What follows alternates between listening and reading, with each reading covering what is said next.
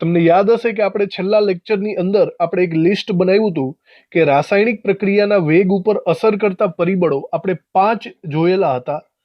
પહેલું છે પદાર્થની અવસ્થા અને સપાટીનું ક્ષેત્રફળ, પછી સાંદ્રતા, તાપમાન, દબાણ અને ઉદ્દીપક આવા પરિબળો આવે છે. આ દરેક પરિબળને આપણે ડિટેલમાં સમજવાના છે અને ઉદાહરણ સહિત. જે આખો ટોપિક JEE નીટનો છે, યાદ રાખજો. ખાસ કરીને ટેક્સ્ટ બુકમાં આનું કોઈ વર્ણન તમને આપેલું નથી, તો આ વસ્તુને બરાબર રીતે યાદ રાખશું MCQ ને રિલેટેડ. તો એક પછી એક આપણે આ બધા પરિબળો ભણવાનું ચાલુ કરીએ. સૌથી પહેલા આપણે પદાર્થની અવસ્થા અને સપાટીનું ક્ષેત્રફળની વાત કરીએ. સપાટીનું ક્ષેત્રફળ.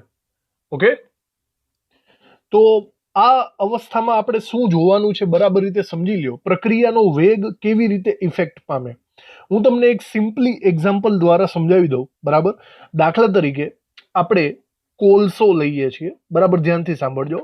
અને આપણે કોલસાને ગરમ કરવો છે. ઓકે, આ આપણી પ્રક્રિયા છે. તો કોલસાને ગરમ કરશો તો કાર્બન ડાયોક્સાઇડ વાયુ મળશે. સમજી ગયા આપણી વાયુ આ પ્રક્રિયામાં. હવે મારી વાત સિમ્પલ છે કે જો કાર્બન ડાયોક્સાઇડ વધારે પ્રમાણમાં એક સાથે ઉત્પન્ન થઈ જતો હોય તો એનો મતલબ એમ છે કે પ્રક્રિયા ઝડપી છે. સમજાણું? અને જો કાર્બન ડાયોક્સાઇડ વાયુ ધીમે ધીમે ધીમે નીકળતો હોય તો એનો મતલબ એમ થયો કે આ ધીમી પ્રક્રિયા છે. આટલી તો સમજ પડે ને તમને? બરાબર. હવે વિચારજો બરાબર રીતના. હું અહીંયા બે અલગ અલગ કોલસાને લઉં છું. ધ્યાનથી જોજો, બે અલગ અલગ કોલસાને હું લઉં છું. 10 કિલોગ્રામ કોલસો લઉં છું. સાંભળજો, 10 આપણે 1 કિલોગ્રામ લઈએ, સોરી, 1 કિલોગ્રામ કોલસો. અને બીજો નમૂનો છે એ પણ 1 કિલોગ્રામનો લઉં છું. ઓકે, પહેલો જે કોલસો છે ને 1 કિલોગ્રામનો, એ એક મોટો બધો પથ્થર છે જે 1 કિલોગ્રામ દળ ધરાવે છે. બરાબર. અને જે બીજો પથ્થર છે એ નાના નાના નાના નાના ટુકડા સ્વરૂપે છે. અને આ ટુકડાનું કમ્બાઈન વજન 1 કિલોગ્રામ છે તો બંને 1 કિલોગ્રામ, બંને કોલસા છે. બરાબર. હવે બોલો, હવે આ બંને કોલસાને અલગ અલગ રીતે આને દહન કરીએ. આને પણ ગરમ કરીએ 1 કિલોગ્રામ, અને આને પણ ગરમ કરીએ. બંનેને આપણે ગરમ કરીએ તો હવે મને એમ કહો, વધારે પડતો કાર્બન ડાયોક્સાઇડ વાયુ ક્યાંથી ઉદ્ભવશે? વિચારો. સીધી વાત છે, જે ટુકડાઓ સ્વરૂપે છે ને એનું દહન ઝડપી થશે. દહન ઝડપી થશે. કારણ એવું આપણે કહી શકીએ કે એની સંપર્ક સપાટીનું ક્ષેત્રફળ વધારે થાય. અહીંયા જોજો, આની સંપર્ક સપાટી જે છે ને, ઝીણો ઝીણો ભૂકો કે હોય ને, એની ક્ષેત્રફળ વધી જાય. અને ક્ષેત્રફળ વધી જાય તો એ પ્રક્રિયા ઝડપી થઈ જાય. જ્યારે અહીંયા 1 કિલોગ્રામનો મોટો કટકો છે તો વિચારો, અહીંયા સપાટીનું ક્ષેત્રફળ પહેલાની કમ્પેરમાં ઓછું થશે. સમજાણું? તો સંપર્ક સપાટીનું ક્ષેત્રફળ જેટલું વધારે એમ દહન ઝડપી થાય, પ્રક્રિયા ઝડપી થાય. હજી કદાચ તમારા મગજમાં જો આ વાત ન આવી હોય તો એક સિમ્પલ વસ્તુ તમને યાદ દેવડાવી દઉં. બરાબર. હજી એક એક્ઝામ્પલ આપું છું. ચોકલેટ. દાખલા તરીકે ફોર એક્ઝામ્પલ આપણે 1 રૂપિયાવાળી કે 50 પૈસાવાળી ચોકલેટ લઈએ. બરાબર, ચગડવાની ચોકલેટ. તો તમે જરા ધ્યાનથી સાંભળજો. જો તમે આ ચોકલેટને ચગડવાનું ચાલુ કરશો, જોજો, એને તોડવાની નથી, માત્ર એને ચગડવાની છે. તો એ ચોકલેટને જ્યારે તમે ચગડવાનું ચાલુ કરશો ત્યારે એ ચોકલેટ ફિનિશ ક્યારે થશે? ફોર એક્ઝામ્પલ, એને ફિનિશ થતા થતા 5 મિનિટ થઈ જશે. યાદ રાખજો, એને તોડવાની નથી, માત્ર ચગડીને એને ફિનિશ કરવાની છે. 5 મિનિટ થાય. હવે વિચારો, આ જ ચોકલેટ છે. બરાબર. પણ જેવી તમે એને ખાધી તો તમે એને દાંત મારીને ભૂકો કરી નાખી. શું કર્યું? દાંત મારીને પેલા ચોકલેટને ભૂકો કરી નાખ્યો અને પછી એને ચગડો.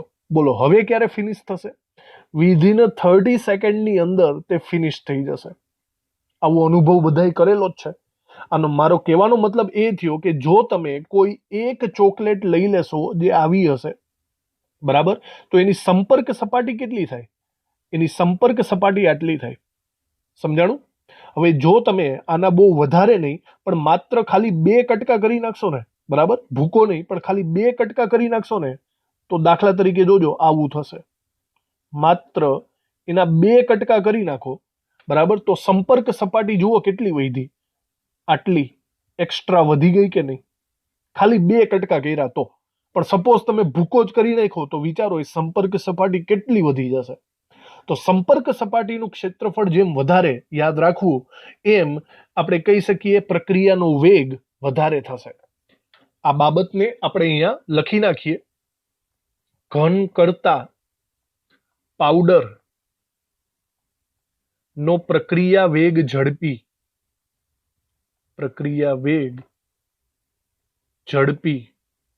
હોય છે. કારણ કે સંપર્ક સપાટીનું ક્ષેત્રફળ વધારે.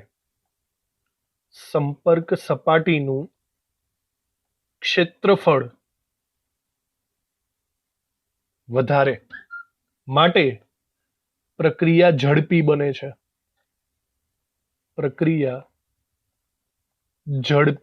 છે. આપણે અમુક એક્ઝામ્પલ પણ લખી નાખીએ. દાખલા તરીકે લોખંડના ટુકડાની વાત કરીએ કે એફીના ટુકડા કરતા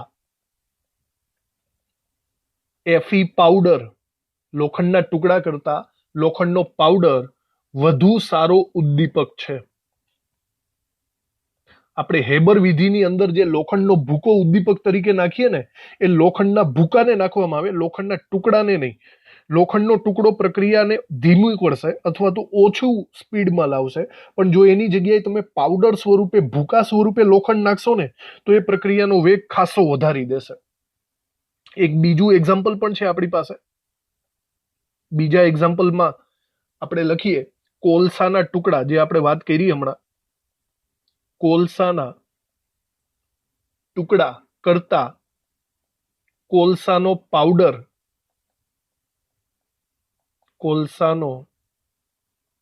પાવડર ઝડપથી સળગે છે.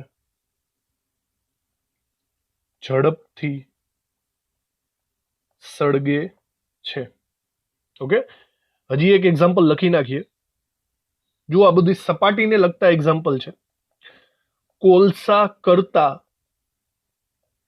એલપીજી ગેસ આવે, લિક્વિફાઈડ પેટ્રોલિયમ ગેસ, ઝડપથી સળગે છે.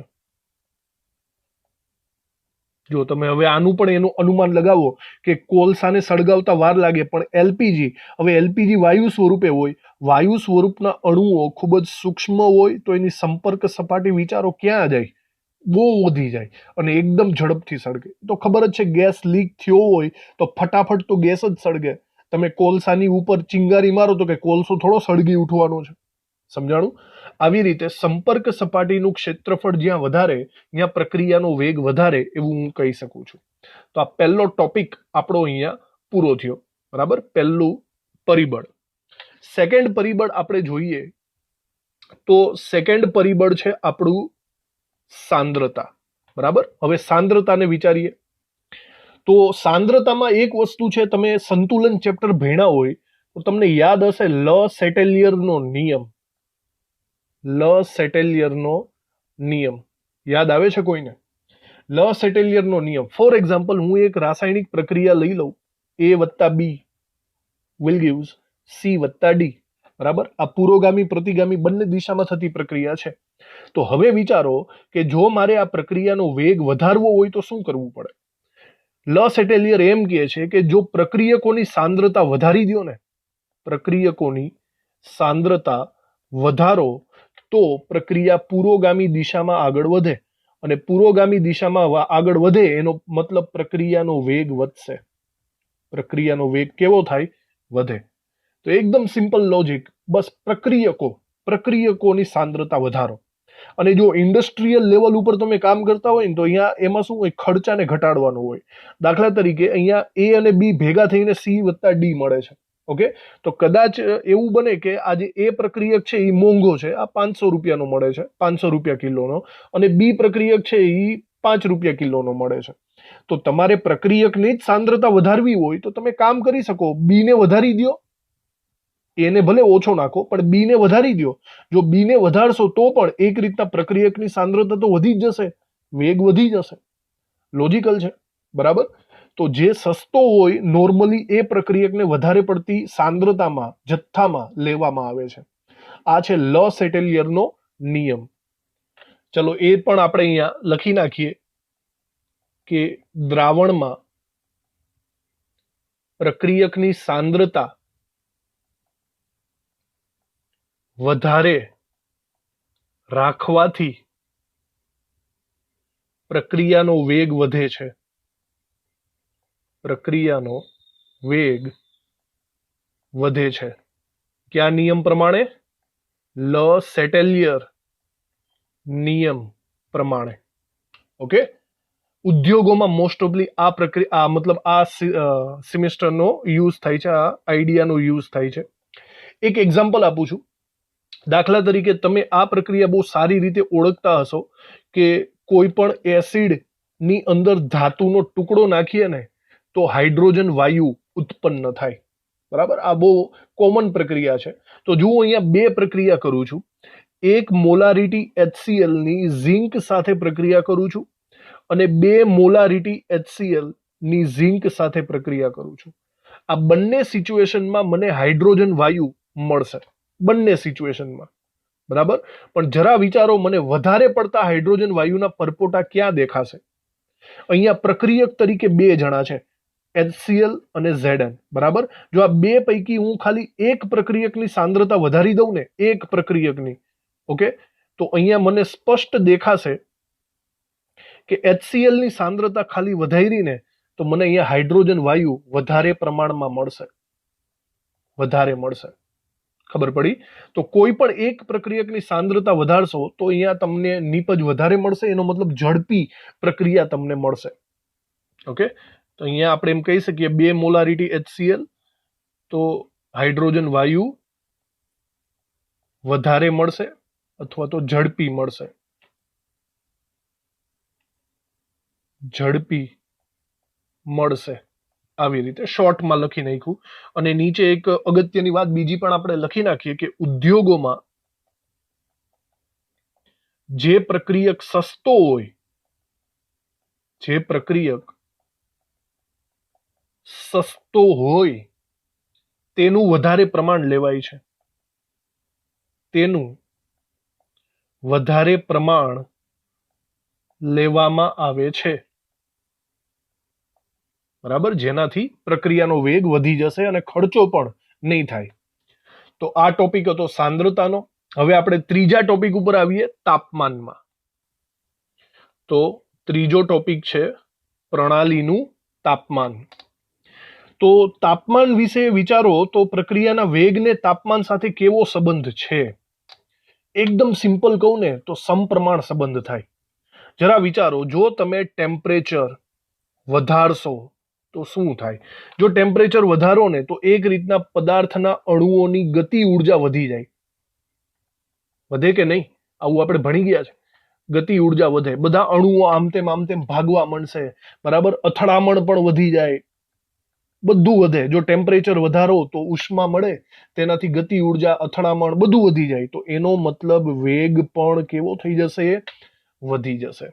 બરાબર, જો આનું પણ એક એક્ઝામ્પલ હું એમ આપી શકું છું કે દાખલા તરીકે આપણે 50 ગ્રામ ખાંડ લઈ લઈએ. ઓકે, દાખલા તરીકે 2 વખત લઈએ. 50 ગ્રામ ખાંડ 2 જગ્યાએ લઈએ. હવે આ 50 ગ્રામ ખાંડ છે ને, એક 50 ગ્રામ ખાંડને તમે ગરમ પાણીમાં ઓગાળો અને બીજી 50 ગ્રામ ખાંડને તમે ઠંડા પાણીમાં ઓગાળો.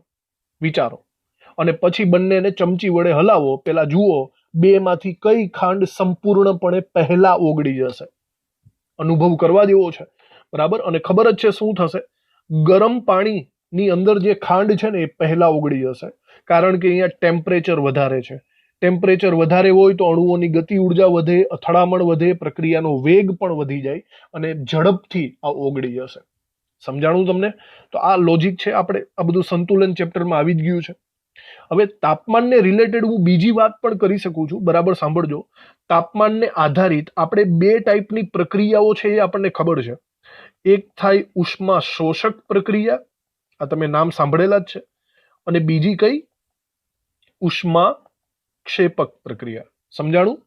હવે ઉષ્મા શોષક પ્રક્રિયા કંઈક આવી હોય, દાખલા તરીકે A will gives B, આવી કોઈ રાસાયણિક પ્રક્રિયા છે આપણી પાસે, ઓકે, તો ઉષ્મા શોષક પ્રક્રિયા એને કહીશું કે જેમાં ઉષ્માનું શોષણ થાય, મતલબ ઉષ્મા પ્રક્રિયક તરીકે વર્તાતી હોય ત્યાં ઉષ્મા શોષક કહેવાય, અને જ્યાં ઉષ્માનું ઉત્સર્જન થતું હોય એટલે કે નીપજ તરીકે ઉષ્મા આવતી હોય એને આપણે ઉષ્મા ક્ષેપક પ્રક્રિયા કહેવાય. સમજાણું? હવે કોઈ પ્રક્રિયા ઉષ્મા શોષક છે ફોર એક્ઝામ્પલ, અને આવી સિચ્યુએશનમાં તમે ટેમ્પરેચર માં વધારો કર્યો, બોલો તો શું થાય? જો ટેમ્પરેચરમાં વધારો કરશો તો ગરમી વધશે, ગરમી વધે તો વિચારો ઓવરઓલ પ્રક્રિયકની સાઈડ વધી ગઈ કે નહીં? પ્રક્રિયકની સાઈડ વધે તો પ્રક્રિયા કઈ દિશામાં જશે? પાવરફુલી પુરોગામી દિશામાં જશે. સમજાણું તમને? આ બધું તમે સંતુલન ચેપ્ટરમાં ભણી ગયા છો. તાપમાન વધે તો ઉષ્મા વધે, પ્રક્રિયા પુરોગામી દિશામાં વધારે જશે, સ્પીડલી જશે, એનો મતલબ પ્રક્રિયામાં ઝડપી વધારો થશે, નીપજ વધુ મળશે. એટલે કે તાપમાનનો વધારો વેગમાં વધારો કરશે. કઈ બાબતમાં? શોષકની બાબતમાં. અને જો ક્ષેપકની વાત કરું, વિચારો ક્ષેપકમાં, જો ક્ષેપકની અંદર જો તમે ટેમ્પરેચર વધારશો તો શું થશે? ટેમ્પરેચર વધારશો તો ગરમી વધશે, અને આ વખતે ગરમી નીપજ સાઈડ છે, તો એનો મતલબ નીપજ વધી ગઈ. જો ભાઈ નીપજ વધે તો પ્રક્રિયા કઈ દિશામાં જશે? પ્રક્રિયા બેકવર્ડ જશે, રિવર્સ પ્રક્રિયા જશે, પ્રતિગામીમાં.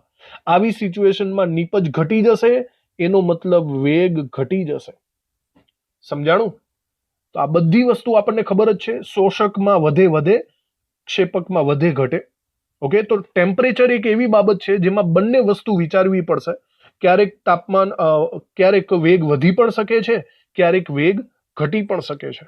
સમજાણું તમને? તો ચલો આ બધી બાબતો આપણે લખી નાખીએ. આપણે પ્રણાલીનું તાપમાન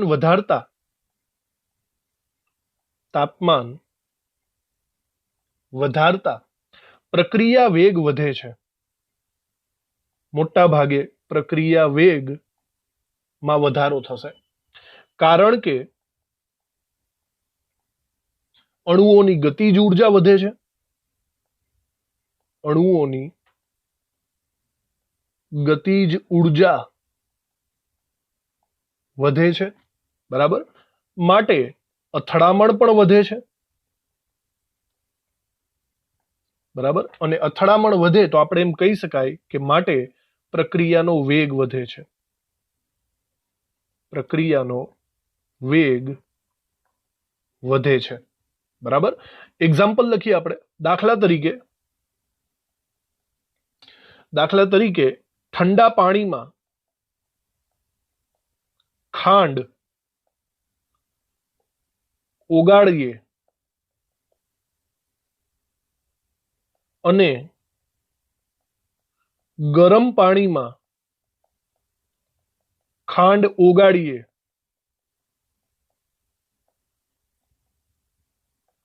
આ બંને પરિસ્થિતિ પૈકી ગરમ પાણીમાં ખાંડ ઝડપી ઓગળશે.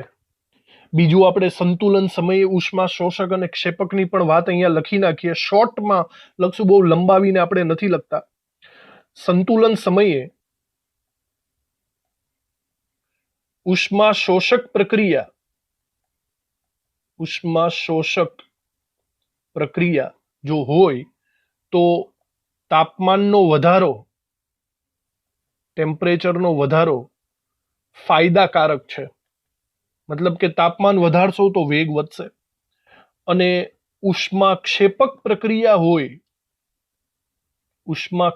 પ્રક્રિયા તો ટેમ્પરેચર નો ઘટાડો ફાયદાકારક છે. તો તાપમાન તમારે ઘટાડશો તો વેગ વધશે, ફાયદાકારક છે. ઓકે, તો આ બંને મેં તમને ડિટેલમાં સમજાવી દીધું, જે આપણે સંતુલન ચેપ્ટરનું છે, જે તમને ખબર જ હોવી જોઈએ અત્યારે. તો હવે 3 વસ્તુ પૂરી થઈ, બરાબર? હવે તાપમાનની વાત થઈ ગઈ, સાંદ્રતાની વાત થઈ ગઈ. હવે આપણે દબાણની વાત ચાલુ કરીએ. મતલબ એના પછી ચોથો ટોપિક આવે છે અસર કરતા પરિબળમાં દબાણ. તો દબાણ વિશે આપણે બધા જાણીએ જ છીએ કે દબાણ શબ્દ તો જ વપરાશે જો માત્ર વાયુની પ્રક્રિયા હોય તો. માત્ર વાયુ માટે જો પ્રક્રિયા માટે આપણે વિચારતા હોય તો આપણે દબાણની અસર સમજી શકીએ. કોઈ ઘન પદાર્થની પ્રક્રિયા ચાલતી હોય તો એમાં દબાણની કોઈ અસર થતી નથી. ઓનલી ફોર ગેસીસ માટે જ આ પ્રક્રિયા થશે.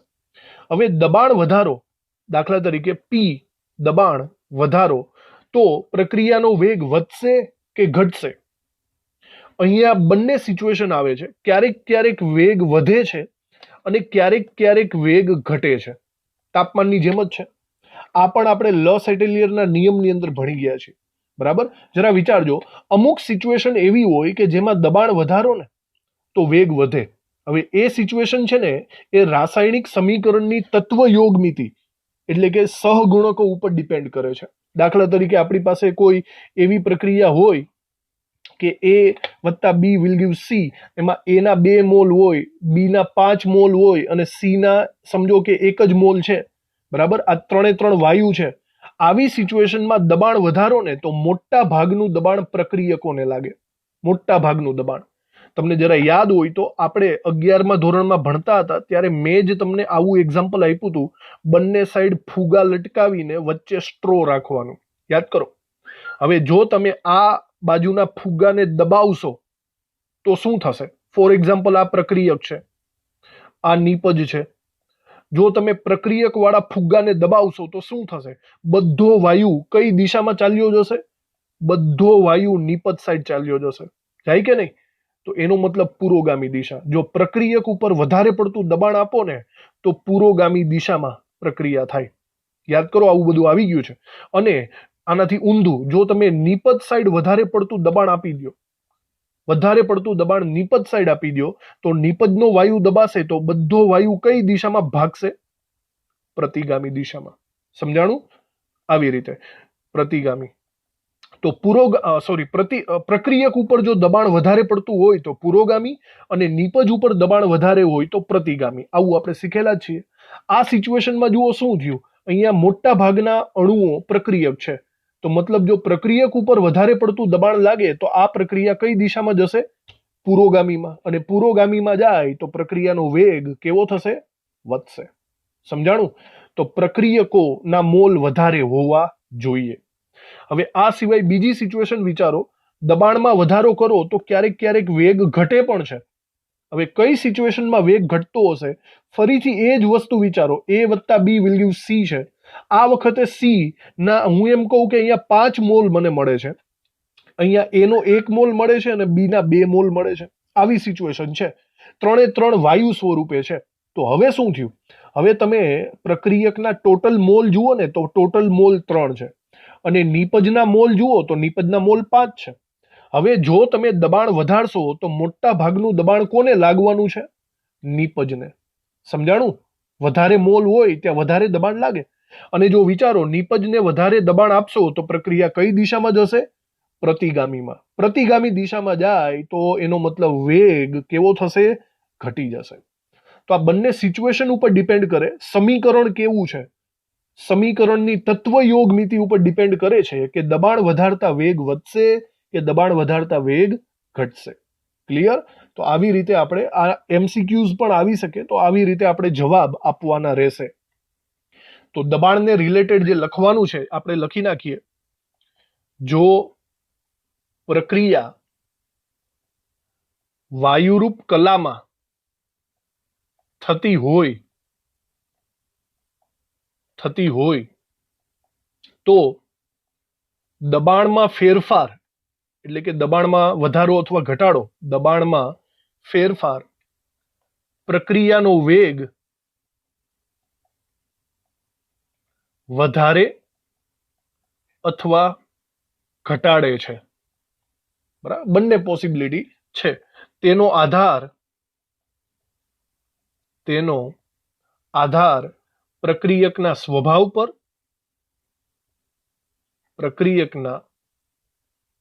સ્વભાવ પર, અને રાસાયણિક પ્રક્રિયા અથવા તો પ્રક્રિયાની તત્વ યોગમિતિ પર રહેલો છે, સમીકરણ કેવું છે એના ઉપર ડિપેન્ડ કરે છે. એ બાબતને આપણે અહીંયા નીચે બરાબર રીતે સમજાવીએ. રાસાયણિક સંતુલનમાં કેટલીક પ્રક્રિયાઓનો વેગ દબાણ વધારતા વધે છે, અને અથવા તો આપણે એમ કહી શકીએ, અને કેટલીક પ્રક્રિયાઓનો વેગ દબાણ વધારતા ઘટે છે. અમુક પ્રક્રિયાઓમાં વધે છે અને અમુક પ્રક્રિયાઓમાં ઘટે છે. આપણે અહીંયા બંને સિચ્યુએશન બરાબર રીતે લખી નાખીએ. પહેલી સિચ્યુએશન આપણે અહીંયા લખીએ કે જો પ્રક્રિયામાં વાયુમય પ્રક્રિયકના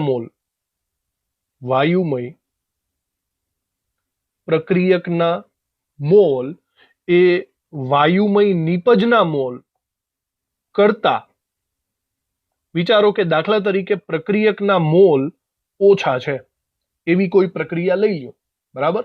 તો આવી સિચ્યુએશનમાં વાયુમય નિપજના મોલ વધારે હોય તો દબાણનો ઘટાડો ફાયદાકારક થાય. દબાણનો ઘટાડો ફાયદાકારક થશે એનો મતલબ કે વેગ વધશે, બરાબર. દાખલા તરીકે એક્ઝામ્પલ જુઓ. આપણે કોઈ એવું એક સમીકરણ યાદ કરો જેમાં નિપજના મોલ વધારે હોય. ફોર એક્ઝામ્પલ PCl5 ના વિઘટનનું સમીકરણ લખીએ. PCl5 માંથી બને છે PCl3 વત્તા Cl2. જસ્ટ વિચારો, અહીંયા પ્રક્રિયકનો 1 મોલ છે અને નિપજના કેટલા મોલ છે? 2. સમજાણું? તો નિપજના મોલ વધારે હોય, જો તમે અહીંયા દબાણ વધારશો તો વધારે પડતું દબાણ અહીંયા લાગશે, પ્રક્રિયા પ્રતિગામી દિશામાં જશે, તમને નુકસાન જશે. તો અહીંયા દબાણ વધારવાથી કંઈ થવાનું નથી, આનું ઊંધું કરવું પડશે, તમારે દબાણ ઘટાડવું પડશે. દબાણ ઘટાડો તો પ્રક્રિયા પુરોગામીમાં જાય, એનો મતલબ તો વેગ વધશે. સમજાણું તમને? આવી રીતે આ પહેલો મુદ્દો થઈ ગયો, પહેલી પોસિબિલિટી. હવે બીજી પોસિબિલિટી વિશે વિચારો. સેકન્ડ, કે જો પ્રક્રિયામાં વાયુમય પ્રક્રિયકના મોલ વધારે હોય, વાયુમય પ્રક્રિયકના મોલ એ વાયુમય નિપજના મોલ કરતા વધારે હોય. ફોર એક્ઝામ્પલ, આ વખતે પ્રક્રિયકના મોલ વધારે છે, તો આમાં ઊંધી સિચ્યુએશન થશે. તો હું એમ કહી શકું છું કે તો દબાણનો વધારો ફાયદાકારક થશે,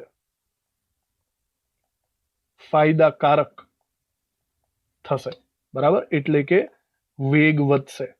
દબાણ વધારશો તો આપણે જો અમુક એક્ઝામ્પલ, દાખલા તરીકે એવું એક્ઝામ્પલ ફરીથી એકાદું લઈ લઈએ સમીકરણમાં કે જેમાં શું કીધું, વાયુમય પ્રક્રિયકના મોલ વધારે હોય.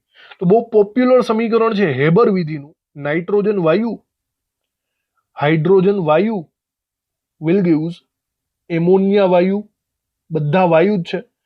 સમીકરણને સંતુલિત કરીને સરખી રીતે જુઓ ને તો પ્રક્રિયકના 4 મોલ થાય છે અને નિપજના 2 મોલ થાય છે. તો થયું ને, આ વખતે પ્રક્રિયકના મોલ વધારે થઈ ગયા ને. તો જો હવે તમે આ સિચ્યુએશનમાં દબાણ વધારશો તો બધું મોટા ભાગનું દબાણ પ્રક્રિયક ઉપર લાગશે, અને પ્રક્રિયક ઉપર દબાણ લાગે તો એનો મતલબ પુરોગામી દિશામાં પ્રક્રિયા થશે, પુરોગામીમાં, અને એના કારણે વેગ વધશે, નિપજ વધારે મળશે. સમજાણું? તો આ બધું તત્વ યોગમિતિ ઉપર ડિપેન્ડ કરે છે. આવા દાખલા, આવા MCQs માટે તૈયાર રહ્યો. આવા MCQs તમને પૂછી શકે કે આવી સિચ્યુએશન છે તો વેગ વધે કે ઘટે, આવા MCQ આવી શકે. ચલો, હવે આપણે છેલ્લું પરિબળ જોવાનું છે, બરાબર. તાપમાન, દબાણ, સાંદ્રતા, બધી બાબતો આપણે જોઈ લીધી. હવે એક બાબત ખાલી રહે છે, અને એ બાબત છે ઉદ્દીપક.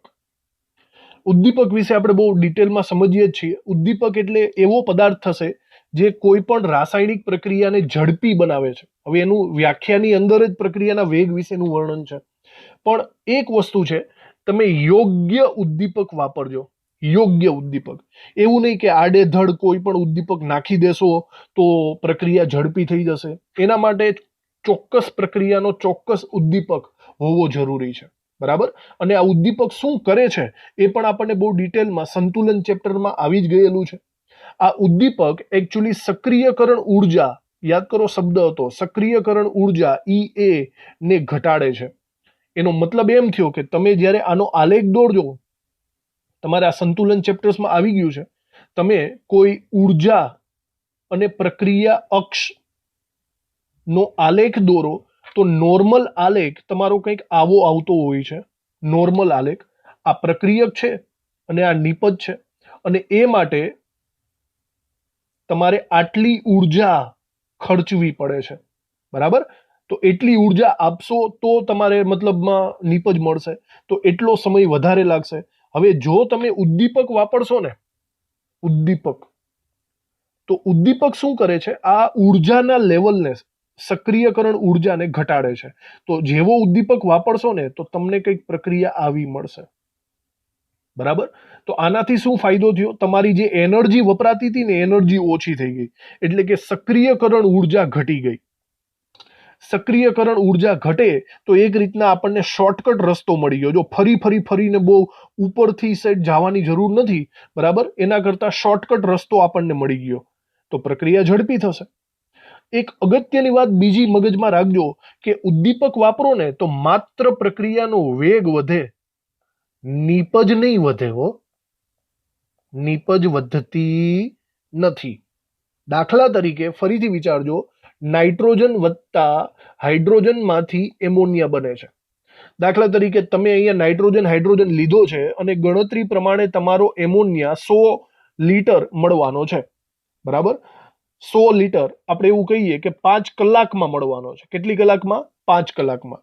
હવે જેવું તમે અહીંયા લોખંડનો ભૂકો ઉદ્દીપક તરીકે નાખો, લોખંડનો ભૂકો ઉદ્દીપક તરીકે નાખો, તો એ શું કરશે, આજે 5 કલાકની અંદર પ્રક્રિયા થવાની હતી ને એ પ્રક્રિયાનો સમય ઘટાડીને 1 કલાકની અંદર પ્રક્રિયા કરી નાખશે, બરાબર. પણ એમોનિયા જે 100 લીટર મળવાનો હતો એ 100 લીટર જ મળશે, એ કઈ તમને 200 લીટર નહીં આપે હો, સમજો, બરાબર. ઓકે. ઉદ્દીપકના કારણે નિપજનો જથ્થો વધતો નથી. પેલા મળવાનો હતો 100 લીટર, પછી પણ 100 લીટર જ મળશે.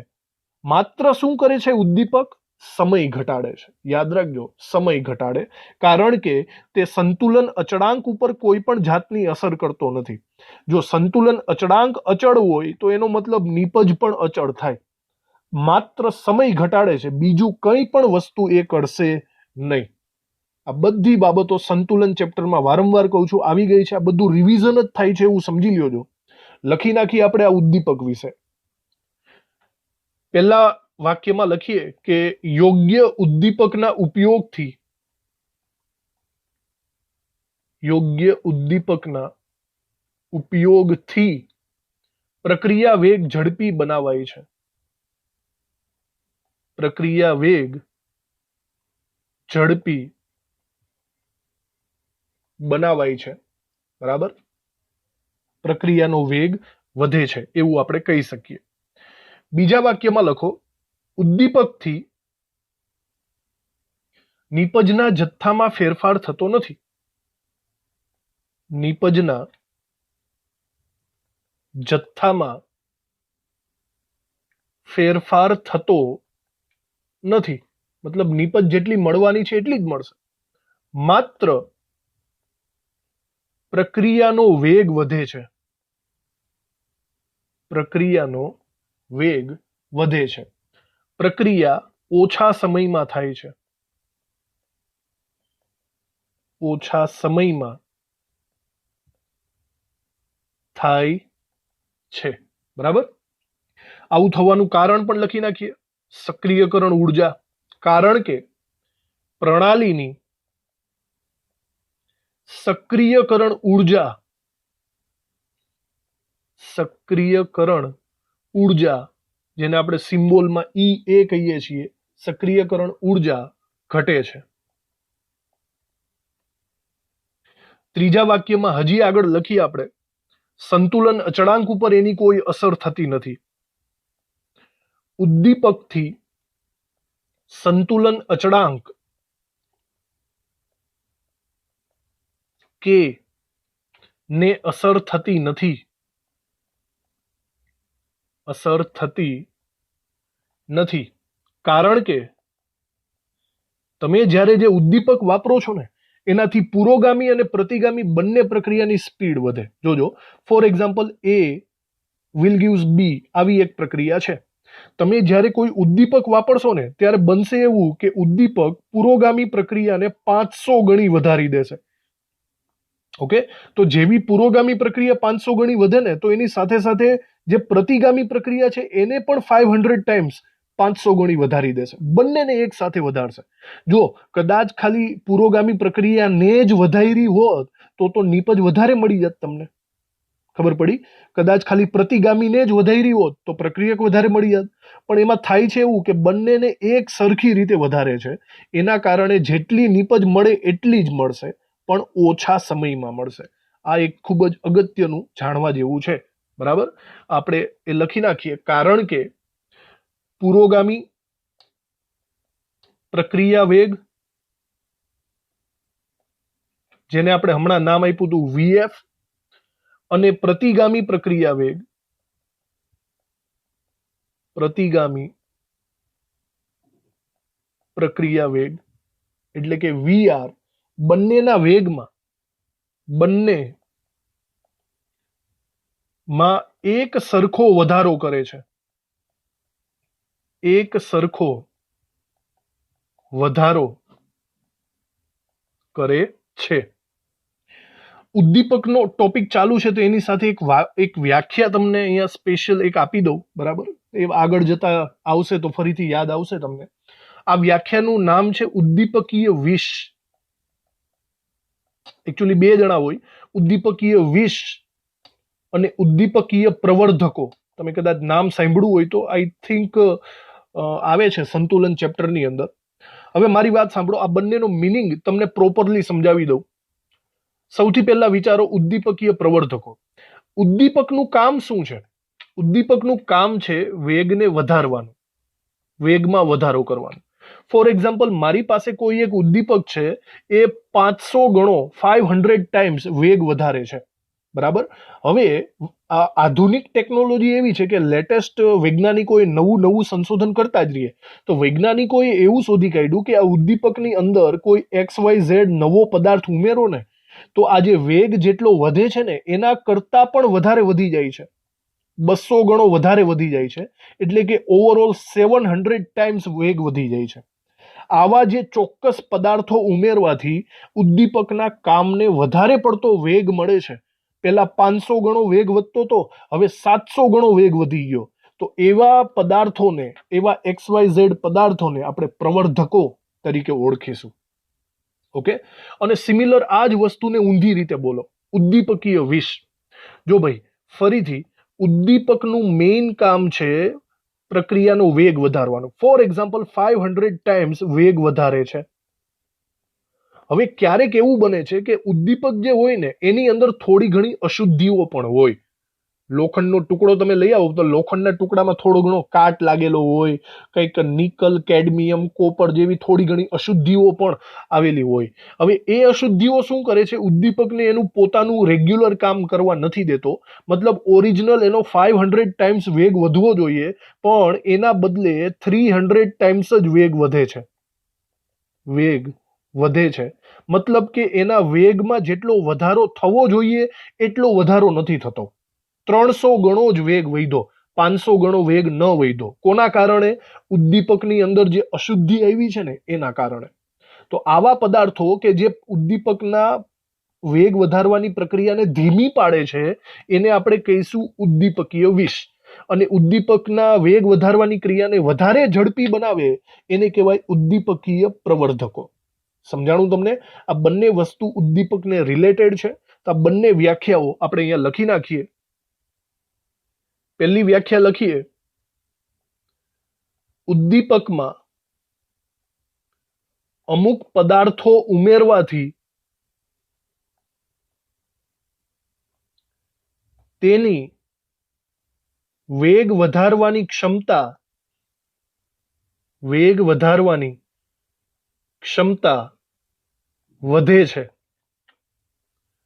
આવા પદાર્થો ને ઉદ્દીપકીય પ્રવર્ધકો કહે છે. ઉદ્દીપકીય પ્રવર્ધકો કહે છે. બીજી વ્યાખ્યા લખીએ. ઉદ્દીપકમાં રહેલી અમુક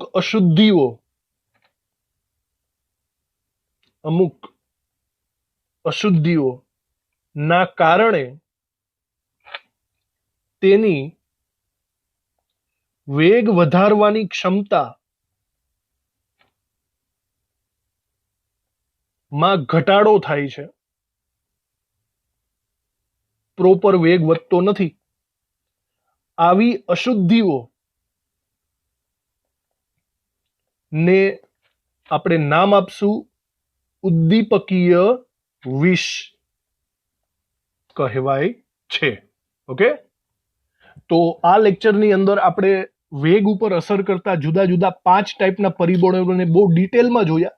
આ બધો આખો જે